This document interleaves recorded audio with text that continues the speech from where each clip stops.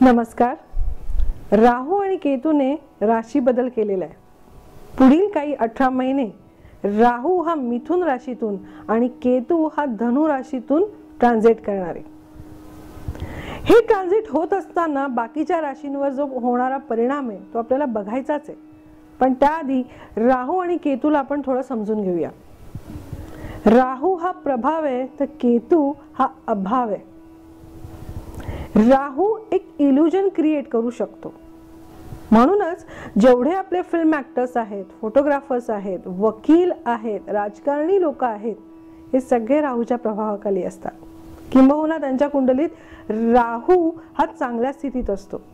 म्हणूनच लोकांसमोर ते एक इल्युजन क्रिएट करू शकतात, एक चांगलं पिक्चर क्रिएट करू शकतात आणि लोकांनाही ते खरं वाटतं. राहू हा इल्युजन आहे, पण या इल्युजनवर कंट्रोल करण्यासाठी समोरच 180 अंशावर केतू आहे. केतू या इल्युजनवर कंट्रोल करतो. केतू हा सेपरेटिव्ह टेंडन्सीचा कारक आहे, कट इफेक्ट देतो. त्याच्यामुळे जे काही तुम्ही इल्युजनद्वारे क्रिएट करताय त्याच्यावर कंट्रोल आणि एलिमिनेट करण्याचं काम हे केतू करतो. राहू आणि केतू हे नेहमी 180 डिग्रीजवरच असतात, नेहमी समोरासमोर असतात. त्याच्यामुळे त्यांचे मिळणारे हे रिझल्ट्स हे शार्प असतात. त्यांचं भ्रमण सुद्धा 16 ते 18 महिन्यांसाठी असतं. हे भ्रमण होत असताना जर राहू तुमच्या मूळ कुंडलीतल्या कुठल्या स्पेसिफिक ग्रहावरनं जात असेल तर तुम्ही काळजी घ्यायला हवी. किंवा तुम्हाला काही बाबतीत काही गोष्टी तुमच्या आयुष्यात एनहान्स झालेल्या सुद्धा दिसून येऊ शकतात आणि केतू त्याच गोष्टींवर कंट्रोल आणू शकतो. त्यामुळे मूळ कुंडली ही सुद्धा तितकीच महत्त्वाची. आज आपण बघणार आहोत हे लग्न राशीच्या दृष्टीने किंवा तुमच्या चंद्र राशीच्या दृष्टीने हे ट्रान्झिट कसं असणार आहे. पण त्याचबरोबर मूळ कुंडली सुद्धा तुम्हाला तपासून घ्यायला हवी. तर चला सुरू करूया. प्रत्येक राशीप्रमाणे राहू आणि केतूचं हे ट्रान्झिट काय रिझल्ट येणार आहे ते.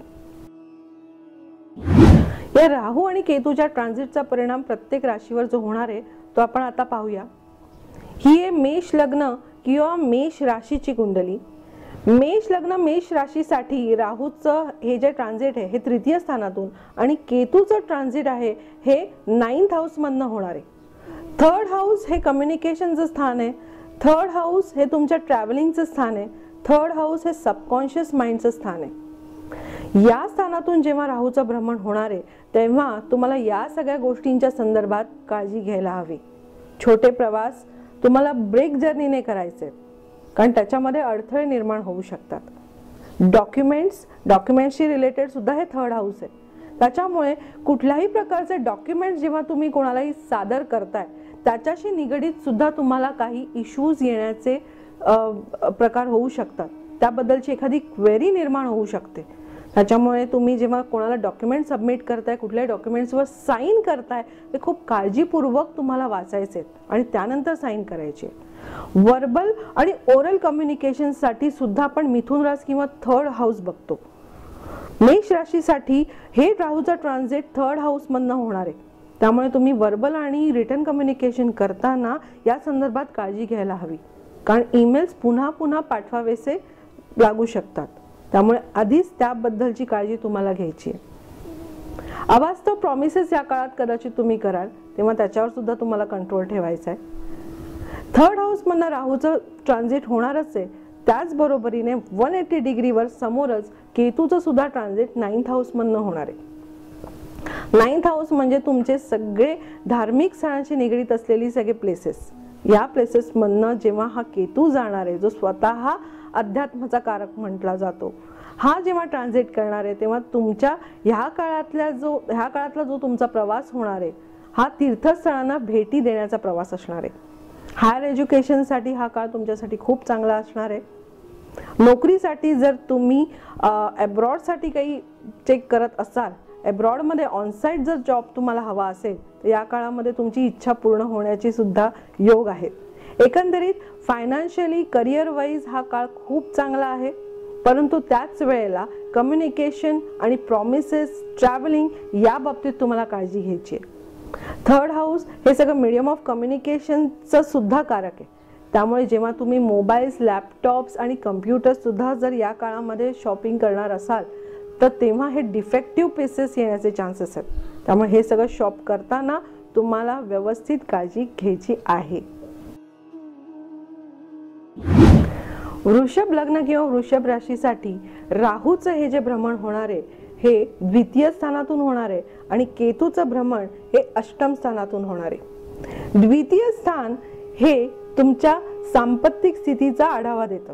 द्वितीय स्थान हे तुमच्या कुटुंबाचाही आढावा देतं. द्वितीय स्थानावरून डोळे पाहिले जातात. द्वितीय स्थानावरून तुमच्या तोंडातील संपूर्ण जे अवयव आहेत, जीभ, दात हे सुद्धा पाहिले जातात. द्वितीय स्थान वाणीचं सुद्धा कारक आहे. त्यामुळे द्वितीय स्थानातून जेव्हा राहूचं हे ट्रान्झिट होणार आहे ह्या सर्वांवर राहूचा परिणाम होणार आहे. तुमचे अँसेस्ट्रल प्रॉपर्टी रिलेटेड काही इश्यूज सुरू असतील तर अँसेस्ट्रल प्रॉपर्टीतून तुम्हाला आर्थिक फायदा होणार आहे. तोंडाच्या संदर्भात तोंड येण्याचे योग आहेत. त्याच्यामुळे उष्ण पदार्थ कमीत कमी तुम्हाला घ्यायचे आहेत. रूट कनाल्स होण्याचे सुद्धा चान्सेस आहेत.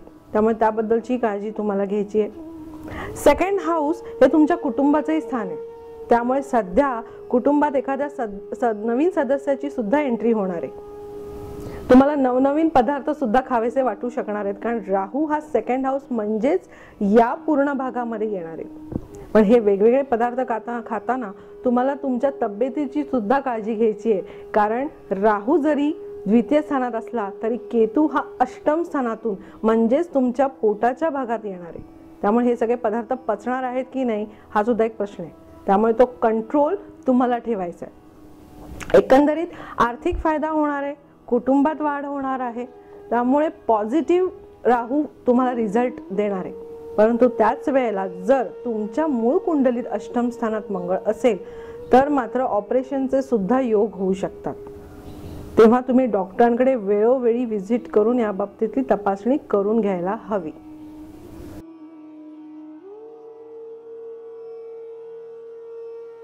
मिथुन राशी, तुमच्याच राशीतून राहूचं भ्रमण होणार आहे. जेव्हा तुमच्या राशीतून किंवा लग्नातून राहूचं भ्रमण होणार आहे त्याचे परिणाम थोडेसे वेगळे असणार आहेत. राहू जेव्हा तुमच्या राशीत येणार आहे तेव्हा तुम्हाला ट्रान्सफॉर्मेशनचा चान्स देणार आहे. तुमच्या स्वतःच्या फिजिकल बॉडीमध्ये तुम्हाला ट्रान्सफॉर्मेशन करावंसं वाटू शकेल. काही जण हेअरस्टाईल चेंज करतील, काही जण जिम जॉईन करतील, काही योगा करतील. परंतु मला माझ्या बॉडीमध्ये काहीतरी चेंजेस आणून मला स्वतःला प्रेझेंटेबल बनवायचे. हे या मिथुन राशीमध्ये या 18 महिन्यांमध्ये होणारे बदल असणार आहेत. मिथुन राशीत लग्नामध्ये राहू आणि सप्तमामध्ये केतू येणार आहे. राहू जसा तुमच्यामध्ये हे पॉझिटिव्ह बदल आणणार आहे तसंच केतू थोडीशी गडबड करणार आहे. सप्तम स्थान हे तुमच्या लाईफ पार्टनरचं स्थान आहे. सप्तम स्थान हे तुमच्या बिझनेस पार्टनरचं स्थान आहे. त्यामुळे इथे येणारा केतू तुमच्यावर कंट्रोल आणणार आहे. जेव्हा तुम्ही स्वतःमध्ये चेंजेस आणणार आहात तेव्हाच तुमच्या लाईफ पार्टनर बरोबर सुद्धा तुमचे कॉन्फ्लिक्ट होण्याचे चान्सेस आहेत. तुमच्या बिझनेस पार्टनर बरोबर तुमचे कॉन्फ्लिक्ट होऊ शकतात. त्यामुळे त्या बाबतीत तुम्हाला काळजी घ्यायची. या राशीमध्ये किंवा या स्थानामध्ये केतू आहे आणि त्याच वेळेला तिथे शनीचं सुद्धा ट्रान्झिट आहे. त्यामुळे जे लोक बिझनेसमध्ये आहेत आणि ज्यांच्या बरोबर बिझनेसमध्ये पार्टनर्स आहेत त्यांनी विशेष काळजी घ्यायला हवी. आर्थिक दृष्ट्या हे भ्रमण तुमच्यासाठी खूप पॉझिटिव्ह आहे. इतर सगळ्या गोष्टींसाठी सुद्धा खूप चांगलं आहे. परंतु बिझनेस एक्सपांड करणं आणि बिझनेस पार्टनर्स तुम्हाला मिळत जाणं ह्यासाठी तुम्हाला हे चॅलेंज असणार आहे. तेव्हा त्या बाबतीत तुम्ही काळजी घ्यायला हवी. सप्तम स्थान हे तुमच्या ट्रॅव्हलिंगचं सुद्धा स्थान आहे. त्यामुळे तुम्हाला सुद्धा ट्रॅव्हलिंगशी निगडीत काही ऑब्स्टॅकल्स येऊ शकतात. त्या बाबतीत तुम्ही नक्कीच काळजी घ्यायला हवी. बाकी एकंदर हा काळ तुम्हाला एन्जॉय करता येणार आहे जर या बाबतीतली तुम्ही काळजी घेत असाल तर.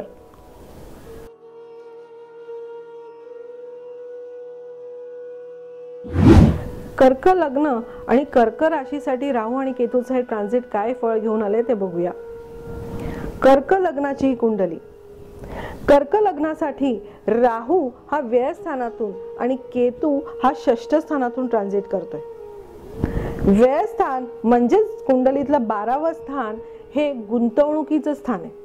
तुम्ही काय इन्व्हेस्टमेंट्स करणार आहात हे या स्थानावरून लक्षात येतं. व्यय स्थान हे तुमचं डोळ्यांचं आरोग्य सुद्धा दाखवतं. 12th हाऊस हे तुमच्या निद्रेशी सुद्धा निगडीत आहे. 12th हाऊस हॉस्पिटलमध्ये राहण्याचे योग दाखवतं. 12th हाऊस परदेशातील वास्तव्य दाखवतं आणि 12th हाऊस जेल योग सुद्धा दाखवतं. तेव्हा या व्ययस्थानातून तुम्हाला जे मिळणारी जी फळं आहेत त्या बाबतीत तुम्हाला काळजी घ्यायची. तुम्ही गुंतवणूक करणार असाल तर गुंतवणूक करताना त्या संदर्भातली सगळी माहिती घेतल्याशिवाय गुंतवणूक करायची नाही. एखादी व्यक्ती उगीचच कुठल्याही स्कीम मध्ये तुम्हाला गुंतवणूक करण्यासाठी सांगू शकते, तेव्हा सावध राहायचंय.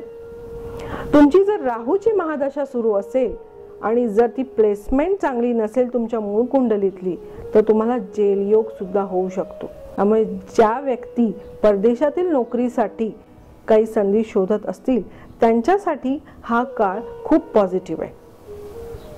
त्याच वेळेला केतू षष्ठ स्थानातून भ्रमण करतोय. षष्ठ स्थान हे तुमच्या नोकरीचं स्थान आहे. षष्ठ स्थान हे तुमच्या रोगाचं सुद्धा स्थान आहे. म्हणजे तुम्हाला काही शारीरिक व्याधी होणार असतील तर ते षष्ठ स्थानावरून पाहिल्या जातात. तिथून शनीचं तर ट्रान्झिट आहेच आणि त्यातून जेव्हा केतू जाणार आहे तेव्हा जुन्या व्याधी पुन्हा तुम्हाला त्रास देऊ शकतात. त्यामुळे तिकडे अजिबात दुर्लक्ष करायचं नाहीये. कर्क राशीची किंवा कर्क लग्नाची ज्या व्यक्ती आहेत त्या मुळातच खूप इमोशनल आहेत. त्यामुळे या इमोशन्स मध्ये जाऊन काही वेळेला तडकाफडकी निर्णय घेतले जातात आणि त्याचे परिणाम लॉंग टर्म साठी असतात. षष्ठ स्थानातून आपण नोकरी सुद्धा बघतो. या स्थानातून होणारं केतूचं हे भ्रमण अचानक नोकरी सोडण्याचे विचार सुद्धा घेऊन येणार आहे. परंतु नवीन नोकरीची शाश्वती नसताना कुठलाही निर्णय घ्यायचा नाहीये. या बाबतीत तुम्हाला काळजी घ्यायची. आर्थिक उन्नतीसाठी आणि करिअरसाठी एकंदरीतच एव्हरेज असा हा काळ आहे. तब्येतीची काळजी नक्की घ्या तर हा काळ तुमच्यासाठी सुखकर असेल.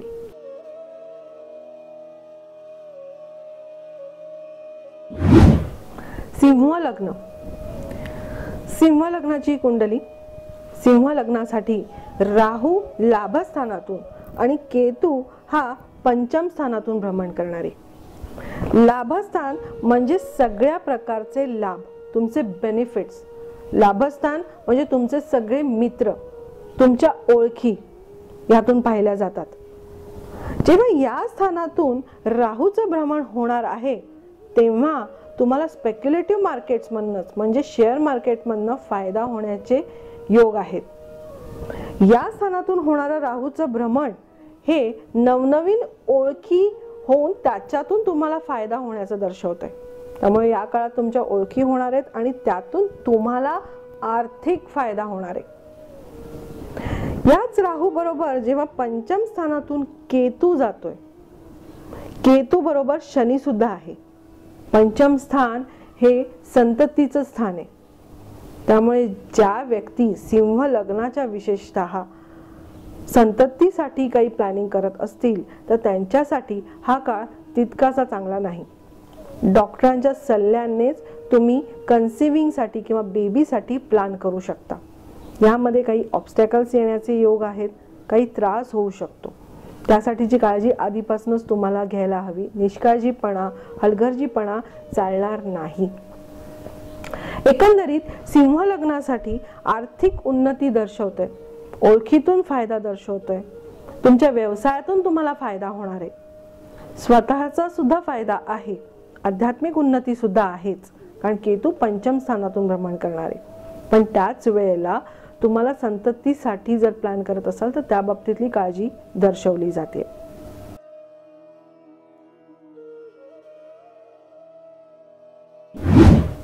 कन्या लग्न या कन्या रास. कन्या लग्नासाठी राहूचं हे भ्रमण दशम स्थानातून आणि केतूचं भ्रमण हे चतुर्थ स्थानातून आलेले आहे. दशम स्थान म्हणजे तुमचं कर्मस्थान, तुमचं प्रोफेशनचं स्थान. या स्थानात आलेला राहू तुमच्यासाठी काही पॉझिटिव्ह गोष्टी घेऊन आलेला आहे. म्हणजे तुमच्यासाठी तुम्हाला सिद्ध करण्यासाठी काही अपॉर्च्युनिटीज या काळामध्ये अवेलेबल होणार आहेत. या अपॉर्च्युनिटीजचा तुम्ही नक्की फायदा घ्यायचा आहे. पण करिअरकडे लक्ष देत असतानाच तुमचं घराकडे दुर्लक्ष होणार आहे. कारण चतुर्थ स्थान हे गृहसौख्याचं स्थान आहे. चतुर्थ स्थान हे मातृसौख्याचं स्थान आहे. करिअरकडे लक्ष देत असताना, त्या अपॉर्च्युनिटीजचा फायदा घेत असतानाच तुमचं स्वतःच्या घराकडे दुर्लक्ष होणं साहजिकच आहे. त्यामुळे घराकडे लक्ष द्यायचंय. तिथे कदाचित क्लेश, कलह वाढू शकतो. घरात आत्ताच काही दिवसांपूर्वी किंवा काही महिन्यांपूर्वी तुम्ही इंटेरियर चेंज केलेलं असू शकतं.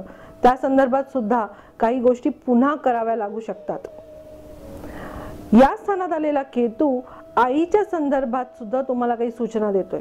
आईच्या तब्येतीच्या बाबतीत काही तक्रारी येऊ शकतात.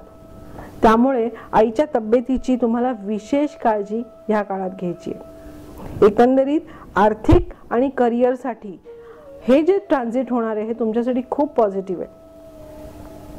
तेव्हाच घराकडे दुर्लक्ष होता कामा नये, ही काळजी आणि हे चॅलेंज तुम्हाला केतू देतोय. तिथे तुम्ही नक्की लक्ष द्या.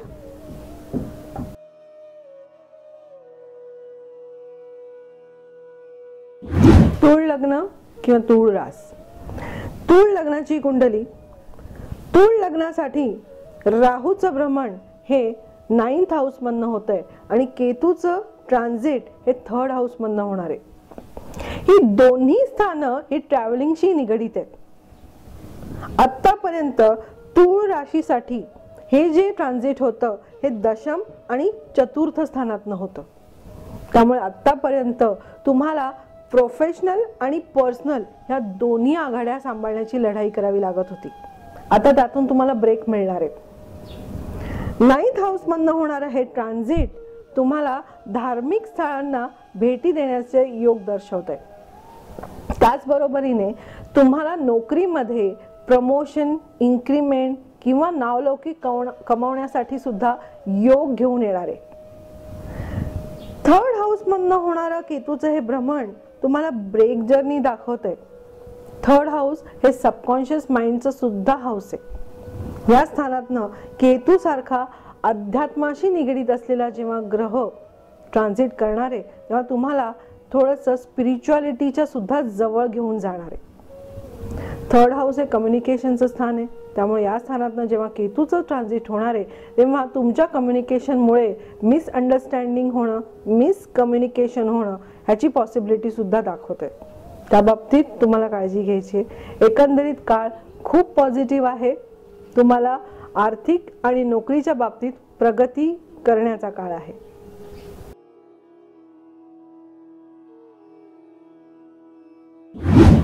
धनु लग्न किंवा धनु राशीसाठी हे ट्रान्झिट अशा प्रकारे असणार आहे.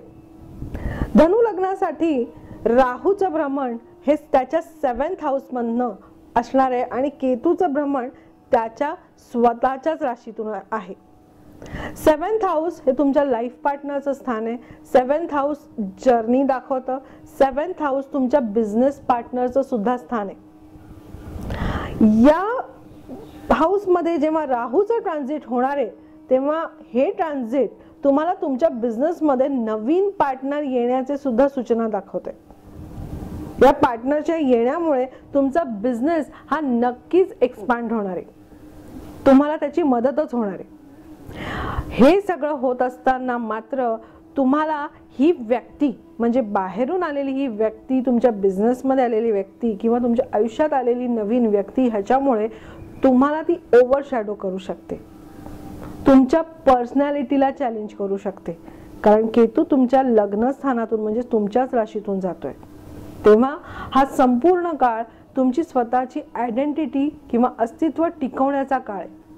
केतू तुम्हाला या स्थानातून हे चॅलेंज देतोय. त्यामुळे ह्या पूर्ण 18 महिन्याच्या काळामध्ये तुम्हाला तुमची आयडेंटिटी टिकवण्याचं चॅलेंज असणार आहे. 7.5 सुरू आहेच. 7.5 संपण्याचा काळ अजून बाकी आहे. त्याच्यामुळे ऑब्स्टॅकल्स, अडथळ्यांची ही शर्यत अजूनही संपलेली नाही. त्यातच तुम्हाला अस्तित्व टिकवून ठेवण्याची सुद्धा लढाई करायची, परंतु ती लढाई तुम्ही नक्कीच जिंकाल ही मला शाश्वती आहे.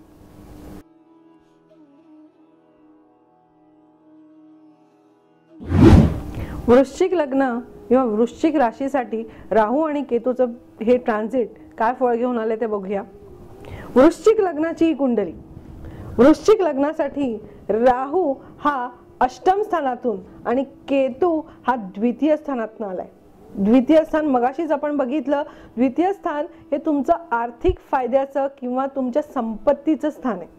धनसंचय किती आहे हे तुमच्या द्वितीय स्थानातून लक्षात येतं.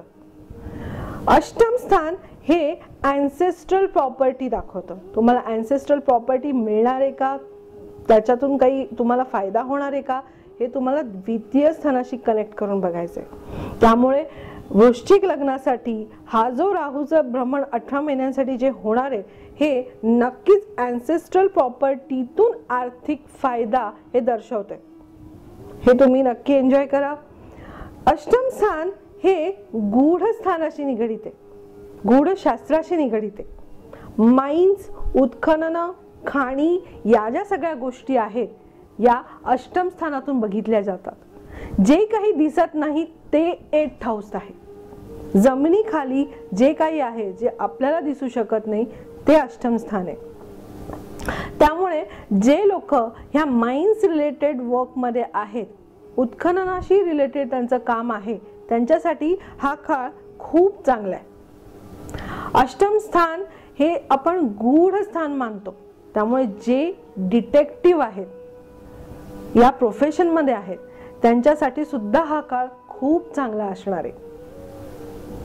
द्वितीय स्थानातून हे जे केतूचं भ्रमण होतंय त्याच्याबरोबर शनीचं सुद्धा भ्रमण आहे. त्यामुळे धनसंपत्ती तर मिळणार आहे तुम्हाला, पण त्या खूप ऑब्स्टॅकल्स नंतर तुम्हाला ह्याचा आर्थिक फायदा होणार आहे. त्यामुळे अँसेस्ट्रल प्रॉपर्टी सहजासहजी हातात येणार नाहीये. एकंदरीत हा काळ वृश्चिक लग्नासाठी थोडासा डिससॅटिस्फॅक्शनचा किंवा फ्रस्ट्रेशनचा आहे. या संपूर्ण काळामध्ये तुम्ही मेडिटेशन करायला हवंय, ज्यामुळे तुम्हाला मानसिक तणाव जाणवणार नाही.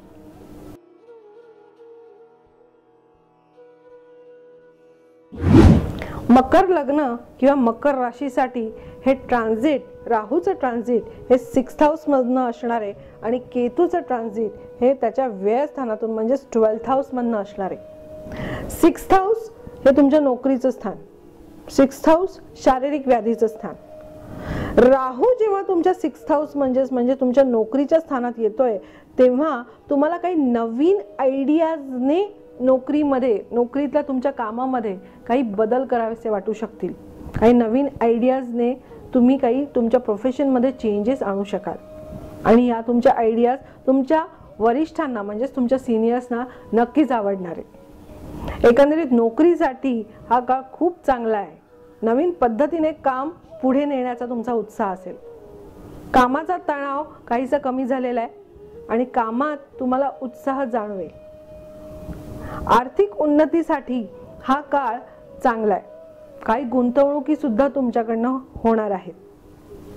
केतूचं व्ययस्थानातून होणार हे जे भ्रमण आहे हे मात्र तुम्हाला निद्रानाश दर्शवत आहे, कारण व्ययस्थान हे तुमच्या निद्रेचं स्थान आहे.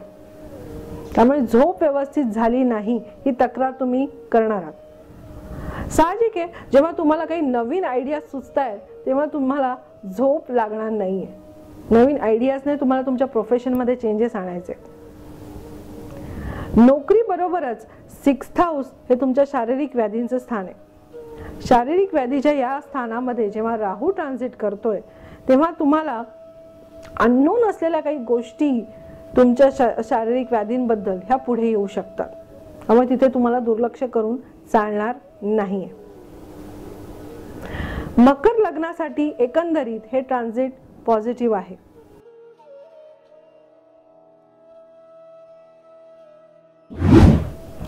कुंभ लग्नाची ही कुंडली. कुंभ लग्न किंवा कुंभ राशीसाठी राहू पंचम स्थानातून आणि केतू हा लाभस्थानातून ट्रान्झिट करतोय. पंचम स्थान हे स्पेक्युलेटिव्ह मार्केटचं स्थान आहे. पंचम स्थान शेअर मार्केट अँड फायनान्सशी निगडित आहे. त्यामुळे ज्या व्यक्ती शेअर मार्केटमध्ये काम करतायत त्यांच्यासाठी हा काळ खूप चांगला आहे.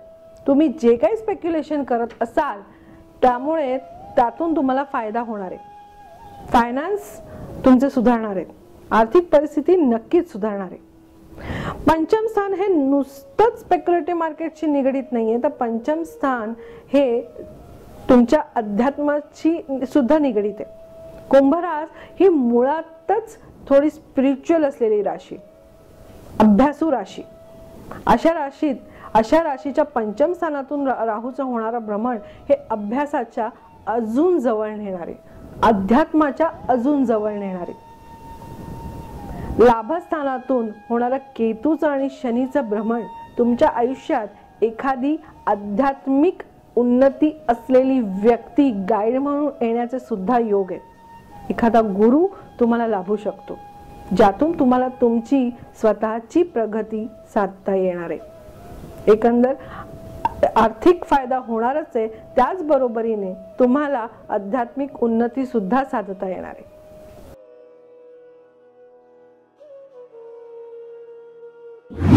मीन लग्नासाठी राहू चतुर्थ स्थानातून आणि केतू दशम स्थानातून ट्रान्झिट करणार आहे.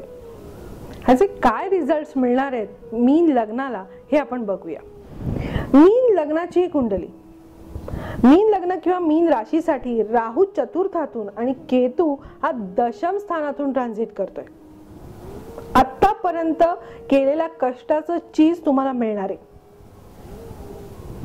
राहू हा चतुर्थातून भ्रमण करतोय, त्याच्यामुळे नवीन घर खरेदी करण्याचे सुद्धा योग दर्शवतोय.